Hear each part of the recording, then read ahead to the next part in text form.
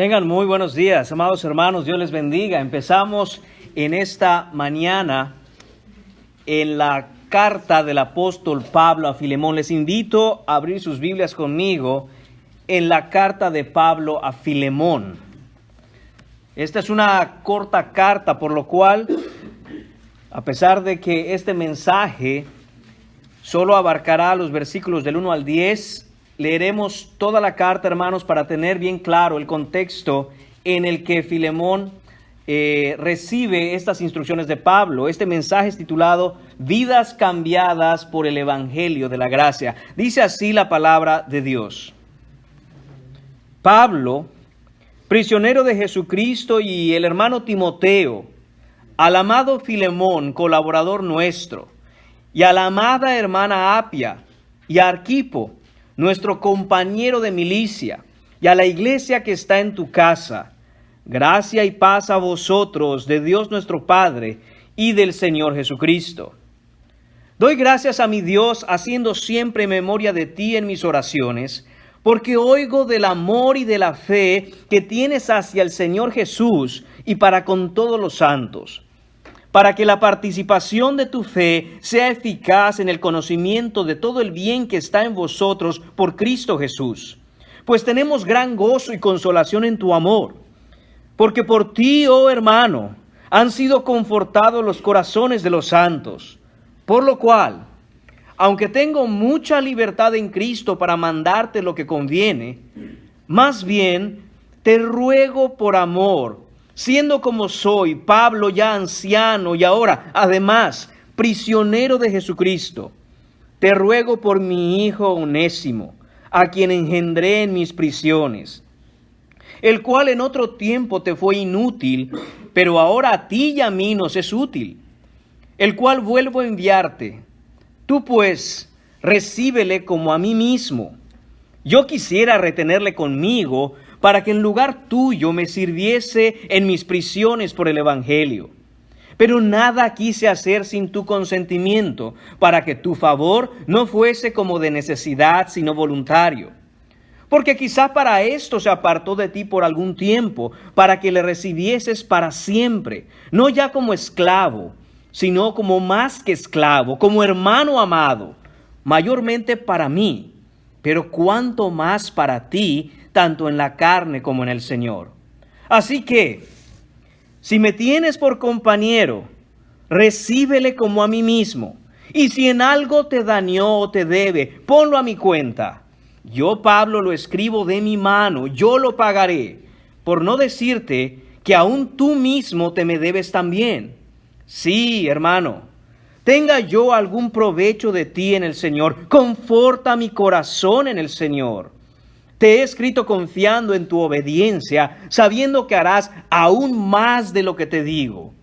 Prepárame también alojamiento, porque espero que por vuestras oraciones os seré concedido. Te saludan Epafras, mi compañero de prisiones por Cristo Jesús, Marcos, Aristarco, Demas y Lucas, mis colaboradores. La gracia de nuestro Señor Jesucristo sea con vuestro espíritu. Amén. Oremos. Señor, te damos las gracias una vez más en esta mañana. Gracias, Padre, porque nos has dejado tu palabra. Señor mío, te pedimos que por tu Santo Espíritu produzcas en nosotros, Señor, ese fruto de vida cristiana, Padre. Te pedimos, Señor, que podamos reflejar el perdón, la compasión, Señor, el amor por tu cuerpo, el amor por nuestros hermanos creyentes, Señor, del mismo modo en que tú nos manifestaste tu gran amor y perdón, Señor, a través de tu Hijo Jesucristo. Señor, que todos aquí, Señor Padre, podamos ver a tu Hijo en esta preciosa carta, Señor, de Pablo a Filemón. Te lo pedimos en el nombre de Jesús. Amén. Pueden tomar asiento, amados hermanos.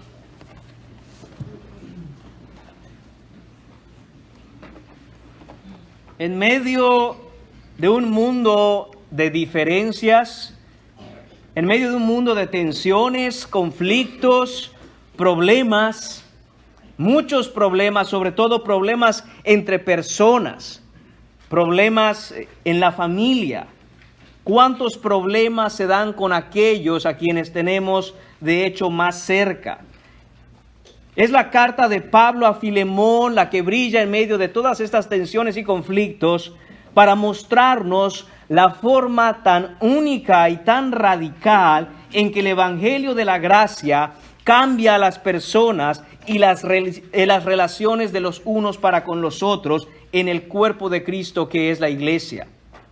De tal forma, hermanos, que en lugar de tener en la asamblea de los santos lo mismo que está allá afuera, lo mismo que se ve en el mundo, el mismo tipo de conflicto y oposición, debemos mirar que dentro de la iglesia del Señor, en vez de discordias y peleas, se puede tener de hecho comunión, armonía, amor y paz. La enseñanza en la carta a Filemón, hermanos, es una enseñanza que necesitamos poner en práctica siempre y urgentemente. Necesitamos volvernos expertos en vivir lo que aquí se enseña. Necesitamos volvernos, hermanos míos, ejemplos vivos de ese amor con que hemos sido perdonados en Cristo. La carta de Filemón es única en el Nuevo Testamento. Básicamente esto es por dos motivos. Primero, porque es la más corta de las cartas de Pablo. Son solo 25 versículos, por lo que la hace, de hecho, la carta menos conocida del apóstol Pablo. Pero por otro lado, es una carta personal, es una carta dirigida directamente a Filemón. A diferencia de sus otras cartas en las que Pablo se dirige principalmente a la iglesia en su conjunto, en esta carta el destinatario es este hombre llamado Filemón. Y no lo hace de una manera para enseñar a la iglesia directamente algún tipo de doctrina o corregir alguna mala práctica en ella, sino que le habla de hermano a hermano, de siervo a siervo. Hay una petición que Pablo va a hacer a Filemón. Esta carta es la correspondencia entre dos amados hermanos. La singularidad y la particularidad de esta epístola, hermanos, la hacen única en su estilo.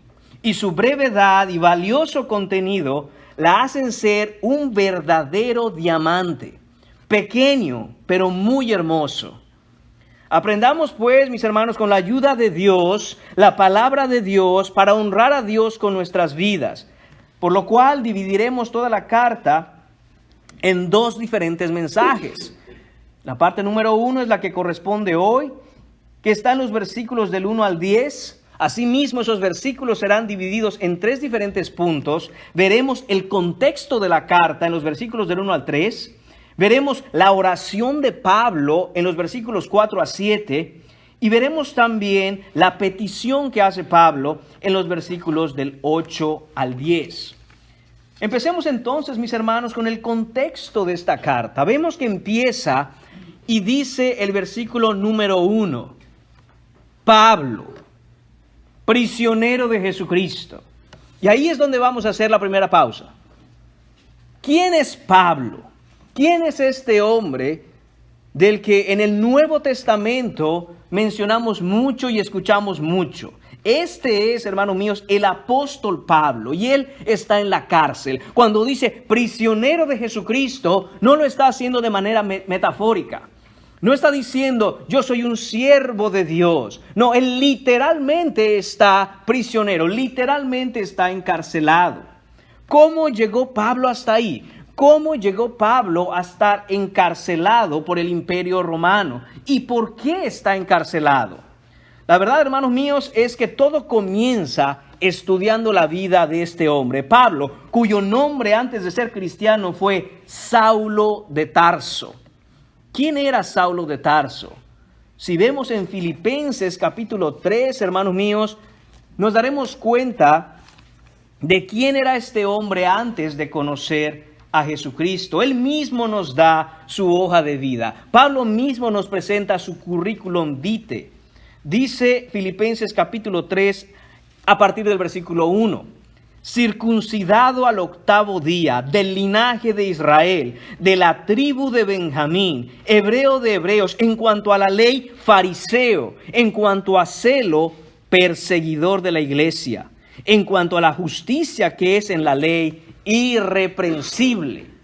Este era Saulo de Tarso. Saulo de Tarso, antes de su conversión a Jesucristo, era un perseguidor de la iglesia. Era un asesino de cristianos. Y quizá en ningún lugar de la Escritura vamos a ver literal y directamente que Pablo asesinó a nadie, pero por lo menos fue el autor intelectual de la muerte de muchos cristianos. Y sin embargo, Dios en su misericordia lo salvó. ¿Cuándo salvó Dios a Pablo? Aproximadamente entre 5 o 6 años después de la ascensión de Cristo. Después de su crucifixión, como hemos aprendido ya, Jesús fue muerto, sepultado, resucitó y ascendió, mandando a sus discípulos a predicar el evangelio a toda criatura.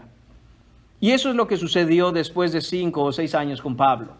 Él escuchó el evangelio y después el Señor se le apareció camino a Damasco. Él perseguía a la iglesia y trataba de detenerla pensando que hacía la obra de Dios. Pero no fue así, sino que el Señor mismo se le aparece. Saulo, hermanos míos, es un hombre que había tenido una historia con la iglesia cristiana muy difícil. Y para ello quisiera que vayamos a Hechos 6 por un momento. En Hechos 6 vamos a ver, hermanos míos, y pasar un tiempo en Hechos para entender bien quién es Pablo, para entender bien cómo llegó a estar encarcelado y para entender por qué él está escribiendo esta carta. Vemos que en Hechos de los Apóstoles, en el capítulo 6, se eligieron 7 diáconos. La palabra diácono es la palabra servidor. Y lo que estaba sucediendo es que los apóstoles, los discípulos de Jesús que fueron enviados a predicar el evangelio, estaban haciendo exactamente eso. Predicaban por todo lugar a donde iban. La iglesia empezaba a crecer y entonces hubo un problema. El problema era que habían viudas de judíos y viudas de griegos que necesitaban ser atendidas.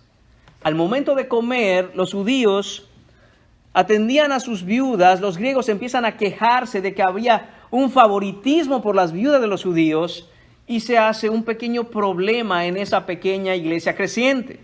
A lo que en el capítulo 6, en el versículo 2, dice entonces los 12, estos son los 12 apóstoles. Obviamente, ahí no está Judas, ya había sido sustituido y en su lugar estaba Matías.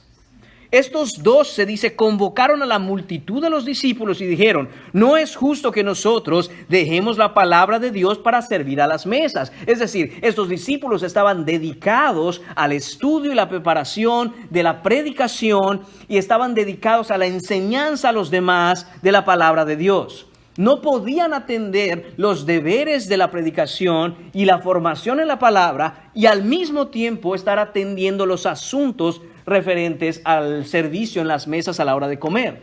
Por lo que ellos toman una decisión.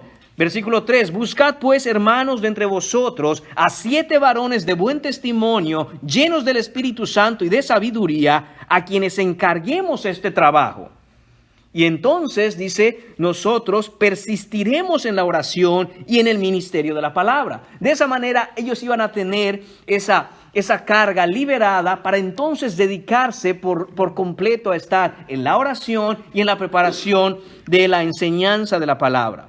El versículo 5 dice, agradó la propuesta a toda la multitud y eligieron a Esteban, varón lleno de fe y del Espíritu Santo, a Felipe, a Prócoro, a Nicanor, a Timón, a Parmenas y a Nicolás, prosélito de Antioquía. Ahí estaban estos hombres ahora haciendo la función de diáconos, servían a los hermanos, servían las mesas y ayudaban a la enseñanza de la predicación. En el versículo 8 vemos algo muy particular acerca de estos 7 hombres. Uno en específico, Esteban. Versículo 8 dice, y Esteban, lleno de gracia y poder, hacía grandes prodigios y señales entre el pueblo. Dios estaba usando a Esteban grandemente y lo hacía demostrándolo con prodigios y señales a través de esa predicación que hacía del evangelio y la confirmación que venía del Señor. Versículo 9. Entonces se levantaron unos de la sinagoga llamados de los libertos y de los de Cirene, de Alejandría, de Cilicia y de Asia, disputando con Esteban. Y atención a esto, 10. Pero no podían resistir a la sabiduría y al espíritu con que hablaba. Eso es clave para entender, hermanos míos, qué está pasando aquí. Estos hombres de la sinagoga no podían resistir, no soportaban escuchar lo que Esteban predicaba, la sabiduría con que explicaba las cosas y sobre todo en el espíritu en que lo hacía. Fue tanto así, mis hermanos, y puede usted seguir leyendo la historia porque no vamos a leer todo Hechos, pero si seguimos avanzando, esto es lo que va a acontecer. Después de eso, mis hermanos, voy a utilizar los subtítulos que hay en Hechos. Dice, defensa y muerte de Esteban en el capítulo 7. ¿Y qué sucedió? En el versículo 9 del capítulo 7 dice que los patriarcas, movidos por envidia, perdón, hermanos míos, en el capítulo 7 lo que vamos a ver es hasta el versículo 57, no el 7. Dice, entonces ellos, dando grandes voces, se taparon los oídos y arremetieron a una contra él. Estos son esos hombres judíos que no podían soportar la predicación de Esteban. Y echándole fuera de la ciudad, le apedrearon. Y los testigos pusieron sus ropas a los pies de un joven que se llamaba Saulo. Es aquí donde queríamos llegar. Es aquí, hermanos míos, en donde está este joven que se llama Saulo de Tarso, está persiguiendo a la iglesia, está persiguiendo y tratando de detener la predicación de los apóstoles, y en el momento en que empiezan a apedrear a Esteban, él estaba ahí. Y dice, y apedreaban a Esteban mientras él invocaba y decía, Señor Jesús, recibe mi espíritu. Y puesto de rodillas, clamó a gran voz, Señor, no les tomes en cuenta este pecado. Y habiendo dicho esto, durmió. Esteban se muere en ese momento, capítulo 8, versículo 1. Y Saulo consentía en su muerte. Estoy tomando todo este tiempo, hermanos, en hablar de quién es Pablo, porque quizá usted lo sabe muy bien. Sin embargo, hay entre nosotros hermanos que vienen creciendo en la fe y es necesario hacer entender quién es Pablo del que tanto hablamos. No solo eso, sino que es lo apropiado hacer para entender el contexto de una carta. Aquí vemos a Saulo de Tarso.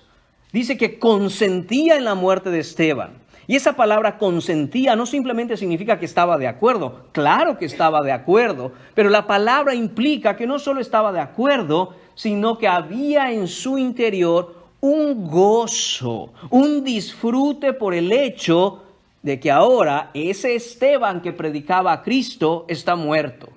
Porque Saulo de Tarso creía que eran herejes, que no se apegaban a la doctrina del Antiguo Testamento y quería detener a la iglesia. Al ser apedreado hasta la muerte Esteban, Pablo lo consentía. Y hasta se pudiera decir que disfrutaba el hecho de que alguien haya puesto fin a la vida de este hombre que anda predicando una doctrina desconocida para ellos. ¿Qué es lo que va a suceder, hermanos míos? Después de esto, y seguiré en el libro de Hechos, voy a tratar de resumir 30 años del libro de Hechos en unos minutos. Vamos a ver, hermanos míos, que la predicación continúa por todas partes.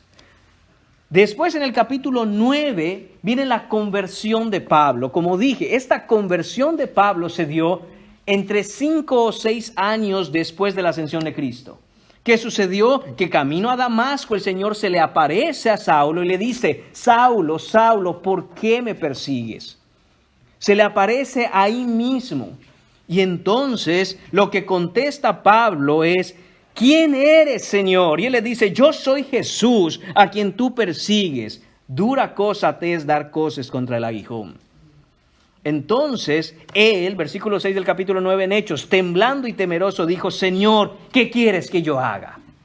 En ese momento él es convertido y el Señor le dice, levántate y entra en la ciudad y se te dirá lo que debes hacer. A partir de ahí, hermanos míos, todo el resto es historia. Pablo se convierte en el apóstol Pablo, ya deja de ser Saulo de Tarso. Todo lo que él tenía por ganancia, ahora lo da por perdido, lo da por basura para ganar a Cristo y empieza a predicar. Saulo predica en Damasco, Saulo escapa de los judíos, Saulo está en Jerusalén, Saulo está en diferentes lugares predicando el evangelio. Capítulo 11, capítulo 12, Jacobo es muerto, Pedro es encarcelado, Pablo por su parte continúa predicando. Ahí empiezan a ver otros nombres como el de Bernabé, como el de Timoteo. Diferentes hombres empiezan a ser convertidos por la predicación de Pablo. Él los empieza a instruir, son sus discípulos y colaboradores. Pablo y Bernabé se van a Iconio. Pablo lo empiezan a apedrear en Listra. Hay un concilio en Jerusalén en donde Pablo está también ahí. Pablo se separa de Bernabé y comienza un segundo viaje misionero. Pablo está por todas partes, hermanos. Timoteo acompaña a Pablo y a Silas, caen en prisión. Pablo está llevando el evangelio de una manera impresionante, obviamente usado por el Señor. Pablo en Corintio, Pablo en Atenas, Pablo en Éfeso. Pablo está predicando, como dije, y está levantando diferentes iglesias, está instruyendo a hombres en cada lugar al que va para que atiendan a la iglesia. Todo esto está haciendo Pablo en el Espíritu Santo, llevando de un lugar a otro el evangelio. Pablo vuelve a Jerusalén en el capítulo 21. Ahí se va a dar una situación que va a ser importante para entender cómo es que Pablo está ahora en la cárcel. En Jerusalén los judíos lo acusan de revoltoso, lo acusan de que está causando en el pueblo discordias. De ahí Pablo se presenta ante el concilio. En el versículo 24 ya llegan las cosas a un punto en el que Roma tiene que intervenir. Hay una defensa de Pablo ante Félix. En todo esto y cada vez que Pablo tiene que defenderse, hermanos míos, Pablo está presentando el evangelio. Pablo apela al César, capítulo 25. Ha llegado Pablo a lo más alto. Él quiere ir a Roma. Él tiene deseos de llegar hasta ahí para predicar el evangelio. Y va a llegar hasta ahí de una manera en que él no tiene previsto. Va a llegar ahí, hermanos míos, con una acusación. Va a llegar ahí, hermanos míos, siendo Pablo una persona bajo arresto. Y él quiere hablar con César. Él quiere llegar a la cúspide más alta del gobierno romano y decirle a César: arrepiéntete de tus pecados y cree en Jesucristo. Antes que eso, Pablo insta a Agripa en el capítulo 26. Y por fin Pablo es enviado a Roma. Cuando es enviado a Roma, enfrenta una tempestad en el mar, hay un naufragio, todos creen que se van a morir, nadie se muere. Pablo les dice: tranquilos. Pablo por fin, hermanos míos, llega a Roma y predica en Roma el evangelio. Final de Hechos de los Apóstoles, versículo 29. Y cuando hubo dicho esto, los judíos se fueron teniendo gran discusión entre sí. Y Pablo permaneció 2 años enteros en una casa alquilada y recibía a todos los que a él venían, predicando el reino de Dios y enseñando acerca del Señor Jesucristo abiertamente y sin impedimento. Esto que vemos en Hechos capítulo 28, versículo 30, hermanos, estos 2 años enteros en una casa alquilada, es la prisión de Pablo. Pablo más específicamente tenía arresto domiciliario. No podía salir de esa casa, estaba custodiado constantemente y por 2 años estuvo ahí. Esos son los 2 años de prisión a los que Pablo, de regreso a la carta a Filemón, dice: prisionero de Jesucristo. Muchos diferentes hermanos iban y visitaban a Pablo. Él empezaba a enviar cartas para instruir en ese lugar, en esa prisión, en esa casa alquilado, por cierto, por otros hermanos cristianos, quienes daban de sus bienes para poder costear ese pequeño lugar. No crea usted que él estaba en un hotel de 5 estrellas. Era precario el lugar y mínimo, pero ahí es donde el Señor había puesto a Pablo. Y desde ahí escribe la carta a los Efesios, la carta a los Colosenses, la carta a los Filipenses y esta carta, la carta a Filemón. Pablo llega ahí, hermanos míos, por predicar el evangelio. Y él dice: soy prisionero, sí, pero no de Roma, no del César, soy prisionero de Jesucristo. Pablo entendía, mis hermanos, que era la voluntad del Señor que él estuviera prisionero y en esas condiciones. Y dice el versículo 1, Pablo, ya sabemos un poco de quién es Pablo y cómo llegó a ser prisionero, está ahí 30 años aproximadamente después de su conversión. Por 30 años Pablo estuvo predicando por todas partes hasta que César lo pone bajo prisión. Ahí estaría Pablo hasta que después, en unos años, Nerón lo ejecutaría cortándole la cabeza. Pero entre tanto está ahí instruyendo a sus hermanos. Y dice, prisionero de Jesucristo y el hermano Timoteo. Timoteo está con él. Se cree que Timoteo está ahí de visita. Recordemos que Timoteo es el joven pastor que está ministrando la iglesia en Éfeso. Y en una de sus cartas, Pablo le dice a Timoteo que lo vaya a visitar. Probablemente esta fue la ocasión en que Timoteo visita a Pablo. Entre ellos dos redactan esta carta. En realidad es que, por lo que vemos en la carta a Filemón, Pablo es quien toma esa pluma y empieza a escribir. Pero los pone como autores Pablo y el hermano Timoteo. ¿A quién le escribe esta carta? Se la escribe al amado Filemón y dice colaborador nuestro, es decir, colaborador de Timoteo y colaborador de Pablo. Quiere decir, hermano mío, es que Filemón era conocido por ellos, por los dos, se conocían. De nuevo, estamos hablando aquí de una carta que está enviada por un hermano querido a otro hermano amado. Y dice, aquí está Timoteo, aquí estoy yo, te enviamos esta carta, amado Filemón, colaborador nuestro. Y dice también, versículo 2, y a la amada hermana Apia. La hermana Apia es esposa de Filemón. Esta es esposa de él y dice, y Arquipo, nuestro compañero de milicia. Arquipo es el hijo de Filemón y de Apia. Y es el predicador, es el ministro, es el pastor de la iglesia que está, según la carta nos dice, en casa de Filemón. Filemón, hermanos míos, está en Colosas. Es ahí, en Colosas de Frigia, donde Filemón tiene su hogar. Filemón es un hombre al que Dios bendijo con abundancia. Es un hombre adinerado, esforzado, valiente, que tiene lo que muy pocos tienen. Tiene una casa grande, tiene muchas posesiones, tiene un buen nivel económico. Antes de conocer a Cristo, quizá este hombre, Filemón, vivía precisamente para buscar esas cosas. Pero cuando conoce al Señor, Filemón es un hombre verdaderamente temeroso de Dios. Es un hombre piadoso y pone todo lo que tiene al servicio del Señor. Y una de esas cosas es que él diligentemente ha guiado a su familia a servir al cuerpo de Cristo. Ahí está su esposa sirviendo, la hermana Apia. Ahí está su hijo. Él lo ha educado en los caminos del Señor. Y ahora Arquipo, siendo un joven, está ministrando a la grey de Dios en Colosas. Filemón ha abierto las puertas de su casa para que la iglesia se reúna ahí. Y esto es lo que le está diciendo en esta salutación, en este inicio de la carta, Pablo a Filemón. Y note esto, cuando se refiere a Arquipo, dice, nuestro compañero de milicia. Esa palabra milicia se refiere a un militar, a un soldado. Sabe Pablo que el ministerio de la predicación es una verdadera guerra. Y es así como se identifican entre ellos. Arquipo es nuestro compañero de milicia. Pablo entiende que hay una guerra que se está llevando a cabo. Y esta carta es dirigida primariamente a Filemón, pero obviamente también involucra a toda la familia que está ahí. Dice además la iglesia que está en tu casa. La carta debía ser leída, aunque es destinada primariamente a Filemón, debía ser leída para que toda la iglesia escuchara lo que Pablo tiene que decirle a Filemón. Después, en el versículo 3, Pablo concluye esa salutación con su acostumbrado gracia y paz a vosotros, de Dios nuestro Padre y del Señor Jesucristo.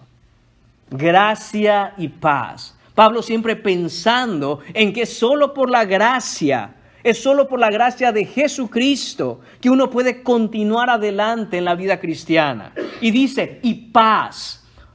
Una cosa, un rasgo característico de una comunidad cristiana, de un cuerpo de creyentes, de una asamblea de los santos, de una iglesia local, es la paz que viene por la gracia que hay en Jesucristo nuestro Señor. Esto es, hermanos, el contexto de la carta. Aún nos queda una pregunta que responder a este respecto. ¿Para qué es que Pablo está escribiendo esta carta a Filemón? Es que hay, hermanos míos, un pequeño problema que resolver. Como hemos dicho ya, Filemón y Apia son un matrimonio, viven en Colosas, sirven a la iglesia en Colosas, su hijo está predicando ahí. El problema es que en la carta se menciona a un tal Onésimo. Pablo está escribiendo esta carta en intercesión por Onésimo. Pero ¿quién es Onésimo? Onésimo, hermanos míos, es esclavo de Filemón. Como dije, Filemón tenía grandes posesiones y entre sus posesiones estaban sus esclavos. Era normal, era costumbre de la época tener esclavos, tener sirvientes, tener siervos a su disposición. Filemón tenía a Onésimo. Lo que pasó es que Onésimo había huido de Filemón. No solo había huido, sino que él quería irse lo más lejos posible para que nunca lo encontraran. Y él decide, Onésimo, dirigirse a Roma, a la ciudad más grande del imperio, la capital. Nunca lo iban a encontrar ahí. Si él hubiera escapado a una pequeña aldea o un pueblo a los alrededores de Colosas, probablemente alguien le iba a decir a Filemón: hey, hemos visto a tu esclavo fugitivo. Así que él piensa: si me voy a la gran ciudad, ahí me perderé entre las multitudes. Nadie jamás me encontrará. El problema para Onésimo es que es un esclavo. No tiene con qué costearse un viaje de esa magnitud. ¿Qué es lo que hace? Le roba a su amo Filemón. No sabemos, hermanos míos, cuánto ni qué. Pero para hacer un viaje de ese tamaño, para hacer un viaje desde Colosas hasta Roma, sin que le haya hecho falta nada a Onésimo, seguramente le robó tanto una gran cantidad de dinero como una gran cantidad de bienes, quizá incluso animales, quizá un caballo, quizá un burro. El punto es, hermanos míos, que Onésimo, obviamente sin ser cristiano y sin conocer al Señor, él hizo lo que es desagradable delante del Señor, que es robarle a su amo. Entonces, cuando él está en Roma, el Señor tiene otros planes para Onésimo. Porque ¿quién está en Roma predicando? El apóstol Pablo. Y mientras él trataba de huir de aquellos locos en casa de su amo Filemón que se reunían a adorar a un tal Cristo, él huye lo más lejos posible solo para encontrarse con la predicación de Pablo en Roma. La predicación de Pablo en Roma, el anuncio del evangelio por parte de Pablo es oído por Onésimo y Onésimo es convertido. El poder del evangelio cambia a Onésimo y inmediatamente se pone al servicio de Pablo. Él se da cuenta de su pecado, se da cuenta que está mal delante de Dios y que hay un juicio. Él se arrepiente y ahora quiere servir al Señor Jesucristo y lo hace poniéndose, como he dicho ya, al servicio de Pablo. Pablo empieza a conocer la historia de Onésimo y ¡oh, sorpresa! Él se entera, Pablo, de que este Onésimo, este joven que ha venido a los pies de Cristo y tiene hambre por el Señor y ha sido transformado de dentro hacia afuera, es hecho un hombre nuevo, es el esclavo fugitivo de su gran amigo Filemón. Ahora Onésimo, al confirmar su identidad con Pablo, tienen que tomar una decisión. ¿Qué es lo que vamos a hacer? Y la razón, hermanos míos, es que cuando un esclavo se escapaba, el dueño del esclavo, si encontraba a su esclavo, tenía derecho incluso de sentenciarlo a pena de muerte. Había un castigo muy grande para aquellos esclavos que escapaban. Por lo cual, Pablo intercede en esta carta por Onésimo. Le escribe a Filemón para decirle algo acerca de Onésimo. ¿Y cómo va a empezar Pablo, hermanos míos, esta intercesión por Onésimo? ¿Cómo le va a decir Pablo a su amado hermano Filemón? ¿Adivina qué? Tengo a tu esclavo fugitivo. Y sabemos las consecuencias que debe enfrentar este esclavo, pero no solo eso. Todo aquel que ayudara a un esclavo fugitivo también iba a enfrentar consecuencias. Y Pablo ha ayudado a Onésimo. Hay que hablar, Filemón. Necesitamos platicar esta situación. Esto nos lleva, hermanos míos, al segundo punto en esta mañana. Esto ha sido el contexto de la carta. Esto es lo que está pasando. Punto número 2, en esta mañana vemos la oración de Pablo. En el punto número 2 veremos, hermanos míos, cómo Pablo empieza a hablarle a Filemón y le dice lo siguiente en su carta. Versículo 4. Doy gracias a mi Dios, haciendo siempre memoria de ti en mis oraciones. Pablo agradece a Dios por la vida de Filemón. Le dice, te recuerdo, Filemón. Cuando doblo rodillas y estoy orando, te recuerdo mucho. Y la manera en que te recuerdo es esta. Doy gracias a Dios por tu vida. Podemos imaginar, hermanos míos, a Pablo de rodillas diciendo, gracias, Señor mío, por la vida de mi hermano Filemón. Gracias por traerlo al Evangelio. Gracias por usarlo como lo usas. Gracias por obrar en él de la manera en que obras en él para que los santos sean edificados. Gracias, Señor, porque a mi hermano Filemón le diste las facilidades de una economía en donde él puede recibir a la iglesia completa de Colosas en su casa. Gracias, Señor, porque él ha sido diligente en instruir a su esposa, a su familia. Los ha traído a los pies de Cristo y te sirve toda la familia. Gracias por mi hermano Filemón. Esto es lo que le está diciendo Pablo. Le está diciendo, Filemón, te recuerdo y agradezco al Señor por tu vida cuando oro. Ahora, vamos a ver, hermanos míos, en los versículos 5, 6, 7... y voy a incluir hasta el 8, aunque el 8 va a ser parte de la petición de Pablo. Vamos a ver, y mucha atención aquí, la organización del argumento que va a hacer Pablo para hablar con Filemón acerca de Onésimo. Note las palabras en el versículo 5, 6, 7 y 8. Las primeras palabras. Versículo 5, porque. Versículo 6, para. Versículo 7, pues. Y versículo 8, por lo cual. Esa es la organización del argumento de Pablo. De nuevo, versículo 5 el porque, versículo 6 el para, versículo 7 el pues y versículo 8 por lo cual. Hermanos míos, no podemos hablar por hablar. No podemos escribir por escribir. Hay un orden en las cosas. Y este es el orden que Pablo utiliza para hablar de este tema tan sensible con su amado hermano Filemón. Primero, el porque. Esta es la razón de la oración. Recuerde, ¿cuál es su oración? Agradecimiento a Dios por su vida. Pablo va a explicar, ¿sabes por qué le doy gracias a Dios por tu vida, amado hermano? Versículo 5, porque oigo del amor y de la fe que tienes hacia el Señor Jesús y para con todos los santos. Esa es la razón de que Pablo, cuando ora por Filemón, él agradece por su vida. Porque hay un amor y una fe firmes, fuertes, intensas por el Señor Jesucristo. Pero no solo eso.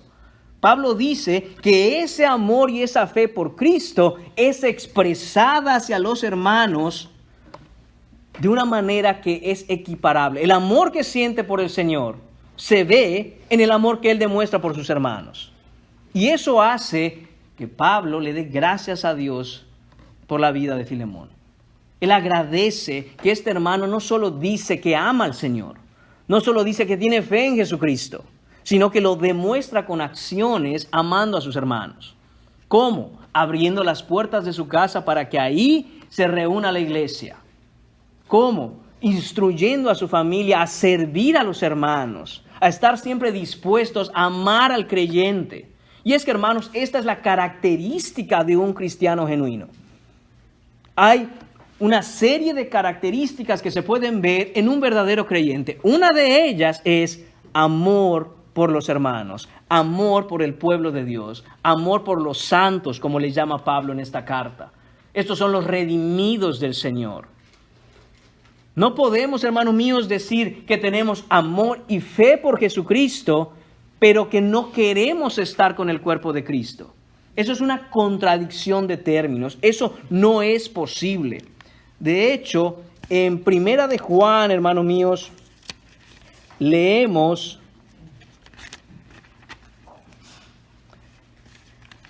en Primera de Juan,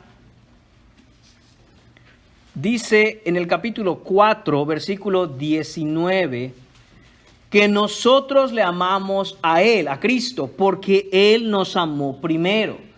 Hermanos, si esto es cierto, entonces, versículo 20, si alguno dice, yo amo a Dios y aborrece a su hermano, es mentiroso. Pues el que no ama a su hermano, a quien ha visto, ¿cómo puede amar a Dios a quien no ha visto? Y nosotros tenemos este mandamiento de Él. El que ama a Dios, ame también a su hermano. Esta palabra hermano no es intercambiable con la palabra prójimo en este contexto. Es específico de otro cristiano. Un cristiano debe amar a otro cristiano. No estoy diciendo de ningún modo que no se deba amar incluso al enemigo. Eso lo enseña la Biblia. Pero en el contexto en el que estamos hablando y en el contexto de la carta a Filemón, se está hablando específicamente del amor entre hermanos. Y eso va a ser importantísimo en el argumento de Pablo. Entre hermanos debe existir amor. Estas características de un verdadero creyente, hermanos míos, no son solo una lista en donde tenemos que ir chequeando qué es lo que tenemos y lo que no, sino que son características vivas, es decir, van creciendo, porque eso hace todo lo que está vivo, crece, se desarrolla. Todo lo que está vivo y está sano crece y se desarrolla. El amor por los hermanos en la iglesia debe ser un amor que va creciendo y se va desarrollando. El amor, hermanos míos, es mucho más que un simple sentimiento, sino que es la intención voluntaria de aprender a amar como Cristo amó a la iglesia. Eso es lo que está diciendo Pablo aquí, que esto se ve en Filemón. Esa es la razón por la cual Pablo agradece la vida de Filemón, porque es un hermano que ha ido creciendo en el amor por los demás hermanos, que se ve en sus acciones que tiene fe y tiene amor por Cristo en cómo él sirve a la iglesia en Colosas, sirve a los redimidos. En el versículo 6, ahora Pablo le va a decir es decir, el propósito de su oración. No solo ha dicho cómo ora, ha dicho cuál es la razón por la que ora así, y ahora va a decir, también en mis oraciones hay un propósito, Filemón. Ese es un propósito. Y dice, para que la participación de tu fe sea eficaz en el conocimiento de todo el bien que está en vosotros por Cristo Jesús. Cuando leí este versículo, hermanos míos, dije, más claro ni el agua. Mentira. Yo dije, ¿qué significa esto? Dice, para que la participación de tu fe sea eficaz en el conocimiento de todo el bien que está en vosotros por Cristo Jesús. ¿Qué es lo que significa esto? Primeramente, hermanos míos, la palabra participación es la palabra koinonía. La palabra koinonía significa comunión. Se usa intercambiablemente con la palabra generosidad. Es decir, que lo que está haciendo aquí Pablo es que el propósito por el cual está orando tiene que ver con algo respecto a la comunión que Filemón tiene con el cuerpo de Cristo, algo respecto a la generosidad que él expresa hacia el cuerpo de Cristo. Dice además que esa participación, esa comunión, esa generosidad, dice, de tu fe. Ese de tu fe significa que esa comunión tiene su origen y nace de la fe que él tiene en Cristo. En otras palabras, Pablo está diciendo, hermano, querido Filemón, amado hermano mío, yo sé que todo lo que haces y la generosidad que demuestras, la comunión que tienes con el cuerpo de Cristo ahí en donde el Señor te ha puesto en Colosas, nace de una verdadera fe. Está diciendo, yo sé que tú eres un verdadero creyente. Yo lo sé. Y dice, para que tu fe sea eficaz, para que esa manifestación de tu fe, para que esa generosidad y ese servicio que prestas a los santos sea eficaz. Y esa palabra eficaz es en griego la palabra energes. De ahí tomamos nosotros nuestra palabra enérgico. Energes es ser activo, que tu fe, que las obras de fe que tú haces no solo sean activas, sino que sea una obra enérgica. Esto es, Filemón, necesito y oro que tú muestres un amor de manera ardiente, audaz, de una forma dinámica, fuerte, drástica, de una manera tenaz, firme y impetuosa.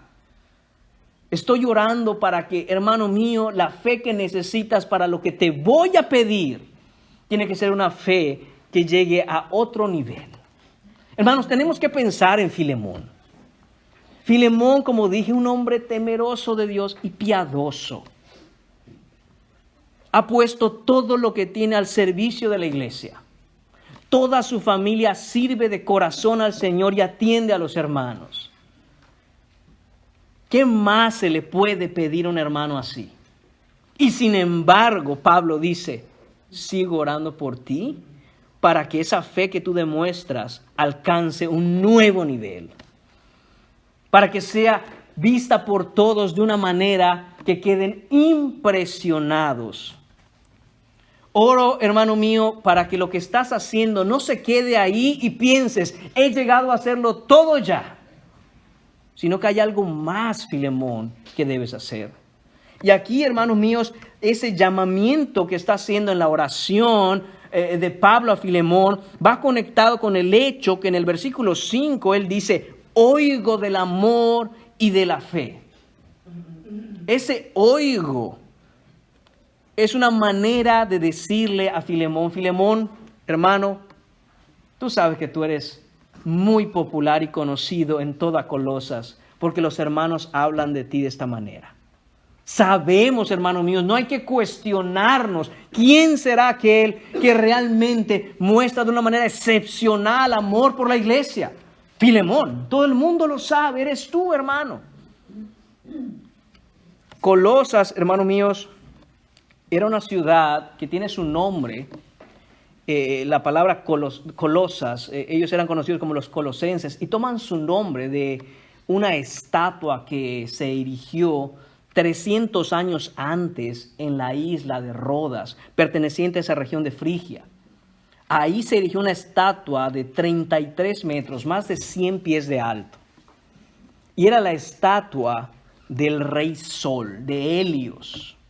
Y esa estatua era conocida como el Coloso de Rodas. Ellos adoraban a ese dios. De ahí toman el nombre y se le pone a toda esa región Colosas. 80 años después de que se erigió esa estatua, vino un terremoto y se acabó su dios Sol. Se cayó, pero la fama continuó. Y entonces eran conocidos como los colosenses. En pocas palabras, cuando uno hablaba de esta gente que vivía en esa área, eran conocidos como los adoradores del sol. Los colosenses adoraban al coloso, que ya no estaba porque se había destruido, pero eso era la fama de ellos. Era la fama de ellos, los colosenses. Y lo que está haciendo Pablo aquí, hermanos míos, es que le está dejando saber a Filemón, así como muchos hablan de ustedes colosenses, por aquella estatua gigante que tuvieron un día de su poderoso, entre comillas, dios Sol, así se habla de ti entre los hermanos. Eres famoso por tu amor por los hermanos, Filemón. Pero sabes una cosa, y note lo que dice el versículo 6, cuando dice, que sea eficaz en el conocimiento de todo el bien que está en vosotros, está diciendo Pablo. Quiero que conozcas al verdadero gigante y coloso, que no adora Colosas, pero que ustedes en Colosas están adorando, y es Cristo Jesús. Porque dice, el que está en vosotros, Cristo Jesús. Timoteo, Filemón le dice, no pienses que todo lo que haces lo haces por ti. Yo sé, hermano mío, que no es así, pero quiero empujarte, desafiarte a que descubras, a que conozcas todo lo bueno que hay en ti por Cristo Jesús. Es decir, vamos a ver al verdadero gigante de Colosas, no aquel coloso de Rodas, sino al que mora en ti, amado hermano. Todo lo que haces que es impresionante y que te ha hecho famoso entre los hermanos en toda Frigia, no es nada cuando empecemos a buscar más adentro y veamos a Cristo en ti. Esto es lo que le está pidiendo. Esta es la manera en que le está presentando el argumento Pablo a Filemón. Hermano mío, hay un desafío a tu fe, hay un examen a tu fe. Y este examen es para que conozcas el nivel y el tamaño del verdadero gigante que todo cristiano tiene y que sé que mora en ti, Filemón, que es Cristo Jesús. El desafío para Filemón, hermanos míos, es mostrar a Cristo como Él no lo ha mostrado aún. Y uno dijera, pero ¿cómo el hermano Filemón no ha mostrado a Cristo? No, es que lo ha mostrado. Pero precisamente porque lo ha mostrado en ese punto y en ese nivel, ese amor tiene que seguir creciendo. Y ahora Pablo le va a presentar la oportunidad para mostrarle a todos en Colosas quién es Cristo. No quién es Filemón, quién es Cristo. Por eso dice este versículo, está en vosotros, todo ese bien que hay, todas esas buenas obras que hay, están en ustedes por Cristo Jesús. Cristo Jesús es quien las está haciendo. Y Él sabe que esta no será la excepción. Versículo 7. Pues, ahí está la palabra pues, esta es ahora la consecuencia de esa oración. Lo que ha estado haciendo Pablo es no solo decir que ora por Filemón y da gracias a su vida, explica la razón, explica que hay un propósito en esa oración que él hace y ahora dice, hay una consecuencia a esta oración y dice, pues tenemos gran gozo y consolación en tu amor porque por ti, oh hermano, han sido confortados los corazones de los santos.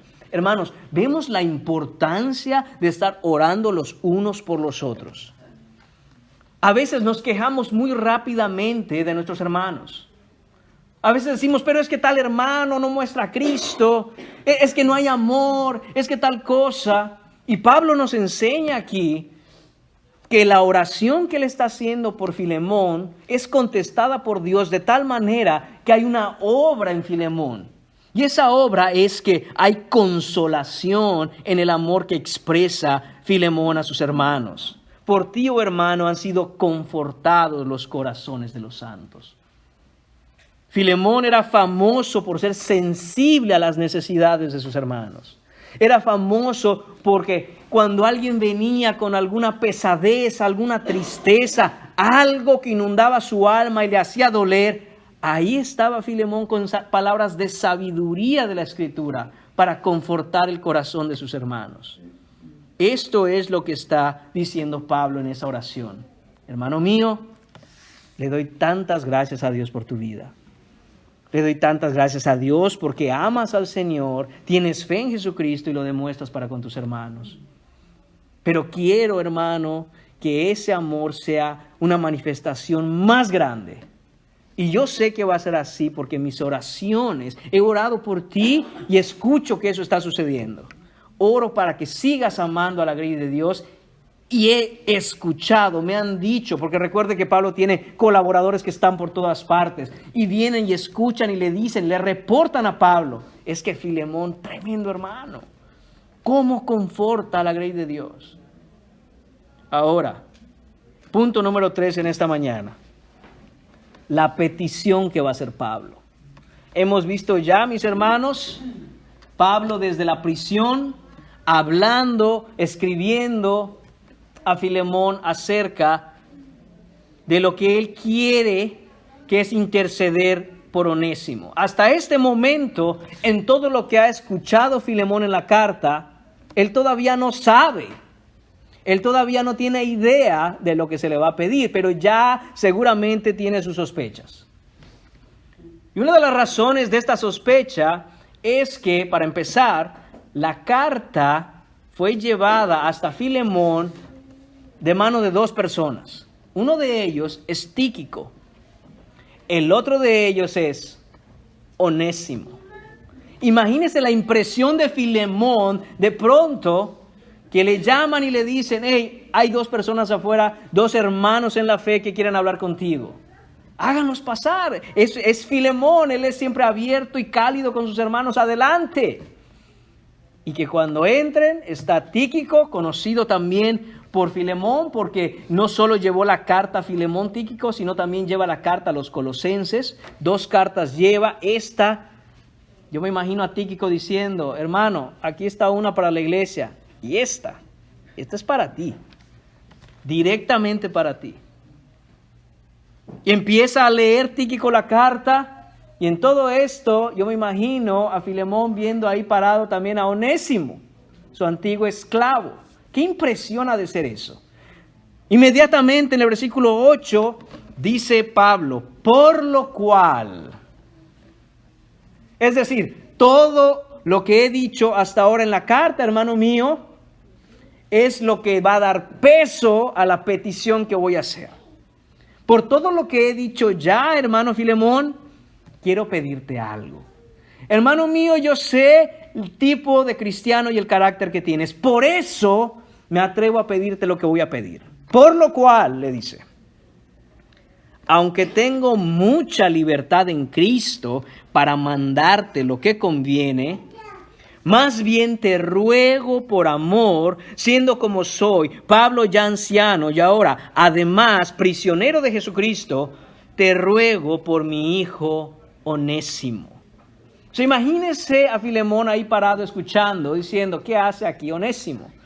Escucha esta carta y cuando llegan a estos versículos, obviamente, hermanos, en ese tiempo no habían versículos, pero llega esta parte de la carta y dice Pablo: te ruego por Onésimo. Intercedo por Onésimo, te pido por este hombre, tu antiguo esclavo. Entonces, note esto, versículo 8.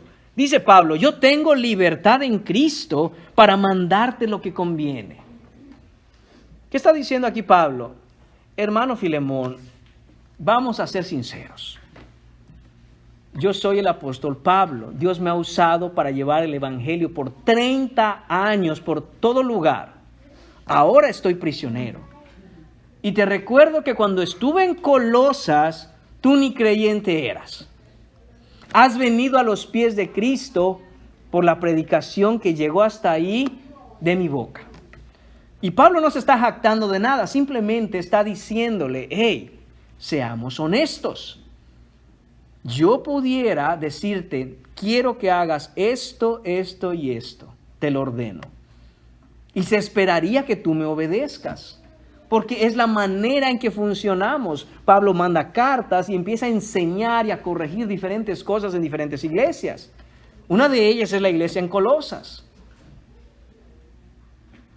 Pero le dice el versículo 9: pero mejor dicho, pero más bien te ruego por amor. Noten cómo, hermanos míos, la vida cristiana no es una vida en la que hay que dar órdenes que los demás tienen que cumplir. Porque si así fuera, Pablo diría: puedo ordenarte y te lo voy a ordenar, y como quiera lo tienes que hacer. Hermanos míos, esa es la receta mágica, la receta secreta y perfecta para convertir el cristianismo y la vida cristiana en una secta legalista. Estas son las reglas que tienes que cumplir, y si no cumples estas reglas, adivina qué, entonces tú estás fuera de la secta.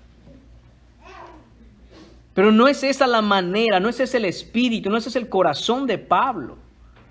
Pablo está modelando la manera y el espíritu en que un consiervo debe motivar, debe llamar a otros a vivir la vida cristiana en obediencia a Cristo. Claro que se requiere una obediencia a Cristo, pero no es una obediencia obligada y a la fuerza. Le dice: más bien te ruego por amor. Pablo diciendo: pudiera yo mandarte y debieras obedecer, pero no es el punto. El punto es que quiero rogarte, apelar. Quiero pedirte de todo corazón, por amor. Ahí está la clave y la motivación que todo cristiano debe tener para estar sirviendo en el cuerpo de Cristo, para estar obedeciendo al cuerpo de Cristo, para estar predicando a Cristo. Amor, por amor a Él. Filemón, ¿dónde estuvieras tú si el Señor no te hubiera salvado? Entonces ahora te ruego por ese amor, que siendo yo como soy, dice Pablo ya anciano. Miren a Pablo, qué inteligente, apelando a sus años, y no sus años simplemente porque él era muy anciano, sino por los años que ha estado sirviendo al Señor y todo lo que ha pasado, porque luego lo conecta con el hecho de decir no solo que es anciano, sino que también dice, ahora además prisionero de Jesucristo. Te ruego por mi hijo Onésimo. Noten, hermanos míos, la manera en que Pablo habla de Onésimo. Le dice, es mi hijo. ¿Por qué es su hijo? No porque es su hijo natural. Él dice, a quien engendré en mis prisiones. Es decir, que estaba ya prisionero Pablo cuando Onésimo viene a los pies de Cristo. Y ahora Onésimo está ahí para servirle. Por las otras cartas, hermanos míos, veremos después y conoceremos que Onésimo era de hecho un hermano muy fiel, muy diligente, muy servicial. Ya no era ese antiguo fugitivo, ese esclavo ladrón que se escapó, era otro hombre. Y le está diciendo aquí Pablo a Filemón, te ruego por él, intercedo por él, te pido por él, no te exijo. Aunque yo pudiera, eso no es de cristianos, sino que apelo a tu amor, llamo a las puertas de tu espíritu, a tu amor, al amor que hay de Cristo en ti, para interceder por él. Hermanos míos, esto que estamos viendo en estos versículos es a Pablo modelando el Evangelio, mostrando cuál es el Evangelio. ¿Por qué? Porque, hermanos, la justicia, la ley de la época, demandaría sin ningún problema y estaría en todo su derecho Filemón a castigar a Onésimo, incluso con la pena de muerte. Está en su derecho Filemón. Onésimo había roto la ley y hay una consecuencia por romper esa ley. Y si Filemón decía, mira, sí, muy piadoso y todo, pero voy a hacer uso y efecto de la ley que me ampara y voy a castigar a Onésimo por todo lo que me robó, por todo el daño que causó, eso es lo que voy a hacer, Pablo. Y Pablo dice, hermano mío, apelo al amor que hay en ti. Apelo al amor que has recibido en perdón por tus pecados en Cristo Jesús. E intercedo yo por mi hijo Onésimo, que ahora ha venido a los pies de Cristo y es otra persona. Hermanos míos, este modelo del Evangelio se ve claramente cuando entendemos la obra de intercesión de Cristo y cómo Pablo está imitando a su Salvador, intercediendo para que no haya un conflicto entre estas dos partes que aparentemente a los ojos humanos sería irreconciliable. Irreconciliable. ¿Qué persona a la que le han robado de la manera en que Onésimo le robó a Filemón y ha dañado a Filemón? ¿Qué persona diría, está bien, mira, vamos a dejarlo así? Humanamente hablando, nadie. Nadie es capaz de ejercer ese perdón. Pero como dije, Pablo está siendo modelo de Cristo aquí, está imitando a su Salvador y está intercediendo por Onésimo. En Hebreos capítulo 7, mis hermanos, en los versículos 22 y 25 leemos lo siguiente. Esto es Hebreos capítulo 7, versículos 22 y 25. Dice, por tanto, Jesús es hecho fiador de un mejor pacto. Y los otros sacerdotes llegaron a ser muchos debido a que por la muerte no podían continuar. Mas por cuanto permanece para siempre, hablando de Jesús, tiene un sacerdocio inmutable, por lo cual puede también salvar perpetuamente a los que por él se acercan a Dios, viviendo siempre para interceder por ellos. Esto es lo que está haciendo Cristo por nosotros hoy. Intercede constantemente a favor nuestro. Hermano mío, ¿qué va a hacer de los pecados que tú cometiste toda esta semana? ¿Qué va a pasar con esos pecados? Oh, hermano, Cristo los llevó en la cruz y ahí fueron clavados. Amén. Pero seguimos pecando. Bendito sea el Señor que tenemos a nuestro sumo sacerdote constante y siempre, perpetuamente, intercediendo por nosotros para que la justicia de Dios no caiga sobre nuestra iniquidad. Y eso es lo que quiere hacer Pablo aquí. Interceder y decir, por favor, detener esa justicia y apelar a la misericordia.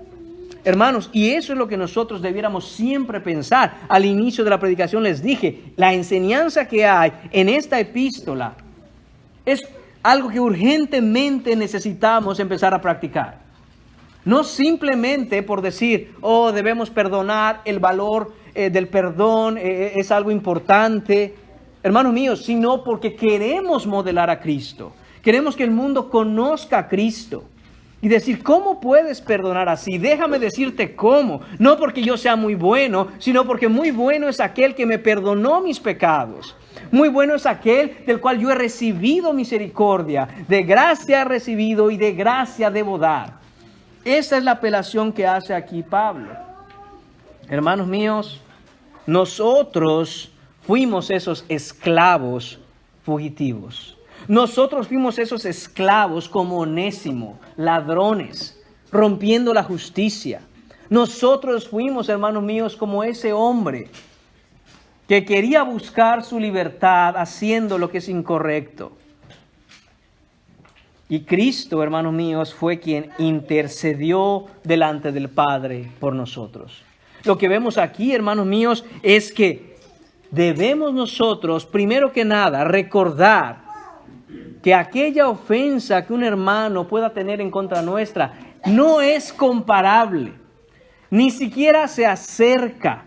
No podemos ni siquiera tomar en cuenta eso cuando vemos el grado de ofensa que nosotros cometimos ante Dios que es santo. Y entonces es Cristo quien, intercediendo por nosotros, cerró esa brecha. Se puso en lugar nuestro para recibir la ira de Dios y hacer que seamos ahora hijos adoptados por la sangre del Cordero. Esto es lo que está diciendo Pablo en esta carta. Intercedo y te ruego por mi hijo Onésimo. Pablo tomando y modelando, imitando a Cristo Jesús. Hermanos míos, ¿cuánto debemos aprender? Y pararemos aquí, aunque esa petición obviamente se extiende, pero lo veremos primeramente Dios el próximo domingo. ¿Cuánto nosotros debemos recordar, hermanos míos, que el cuerpo de creyentes es el cuerpo de los redimidos de Dios, aquellos por quien Jesús derramó su sangre? La vida de Cristo vale la iglesia. Y nosotros debiéramos con más intención, ser más intencionales en mirar la obra expiatoria de Cristo, para entonces nosotros empezar a amar a nuestros hermanos. Recuerde que el amor no es un sentimiento, eso es lo que se le dice en el mundo, pero no es lo que dice la palabra de Dios, sino que es un acto de la voluntad. Si resumiéramos la manera en que las relaciones se dan en el mundo, no entre cristianos, sino entre el mundo, pudiéramos decir algo como esto: ame las cosas y use a las personas. Busque algo, piense algo que usted ame y persígalo. En el proceso, si hay que utilizar a la gente, úsela. Pero no es lo que dice el Evangelio. No es lo que dice la vida cristiana, ni la manera en que se debe vivir en el cuerpo del Señor, sino todo lo contrario. Ame a las personas y use las cosas. Todo lo que el Señor le ha dado, póngalo al servicio, póngalo a uso del Señor para amar a la gente. Esa es la diferencia entre la manera en que el mundo vive y la manera en que el cristiano debe vivir. No use a las personas, llame las cosas. Ame a las personas y ponga en servicio al Señor todo lo que Él le ha dado. Hermanos míos, oremos en esta mañana para terminar y que el Señor nos muestre cómo vivir en el cuerpo de Cristo, siendo realmente cambiados y transformados por su gracia. Oremos. Señor y Padre, te damos las gracias porque nos has dejado tu palabra, Señor, nos has dado, Señor mío, tu Santo Espíritu en nosotros y toda buena obra, Señor, toda buena dádiva, Señor, todo lo que es bueno nos proviene de ti. Señor, ayúdanos a crecer en fe, ayúdanos en crecer en amor a tu Hijo Jesucristo y ayúdanos, Señor, a vivir de esa manera para con el cuerpo de Cristo, para con nuestros hermanos. Señor Padre, que el Evangelio que hemos escuchado, Señor, que el Evangelio que nos salvó y la obra que haces tú todos los días, Señor, en tus redimidos, Señor, sea manifiesta en el amor que nos expresamos los unos a los otros. Te pedimos todo esto, Señor, en el nombre de tu Hijo Jesús. Amén.